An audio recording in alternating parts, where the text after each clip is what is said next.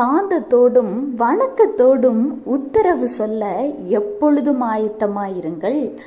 ஆண்டவராகிய இயேசு கிறிஸ்துவை பற்றி உலகத்துக்கு சொல்றது ஒரு பக்கம் இருந்தாலும், உங்களின் வளர்ச்சியை கண்டு, உங்களின் மன மகிழ்ச்சியை கண்டு, இதற்கு காரணம் என்ன என்பதை உங்களிடம் கேட்டு தெரிந்து கொள்வதற்காக உங்களை தேடி சில பேர் சில சூழ்நிலைகளில் வருவார்கள்.